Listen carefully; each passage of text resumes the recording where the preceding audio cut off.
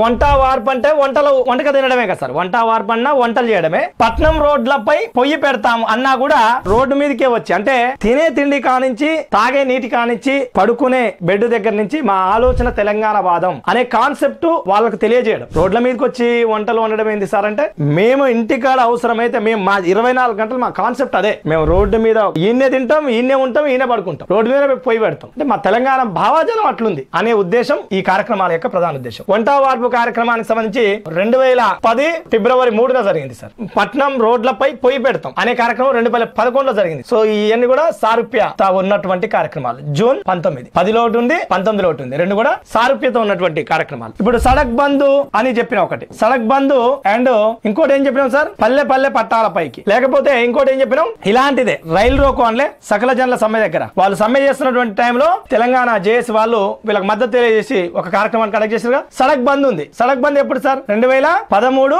ఏప్రిలేగా. April. పల్లె పల్లె పట్టాల పైకి ఎప్పుడు సార్? 2011 మార్చ్ 1. పల్లె పల్లె పట్టాల పిఎంటీఎస్ లో పల్లె పల్లె పట్టాల పైకే కదా, పిఎంటీఎస్ అనలే, పిఎంటీఎస్ పల్లె పల్లె పట్టాల పైకి మిలియన్ మార్చ్, తెలంగాణ మార్చ్, సడక్ బంద్. దీంట్లోనే రాలే అంటే సారూప్యత ఉన్నటువంటివి. రహదారులని బంద్ చేయడమే కదా సార్. ఇప్పుడు ఏంది, ఇప్పుడు సడక్ బంద్ అంటే NH44 ని అలంపూర్ నుంచి శంషాబాద్ వరకు మధ్యలో ఆపేసారు.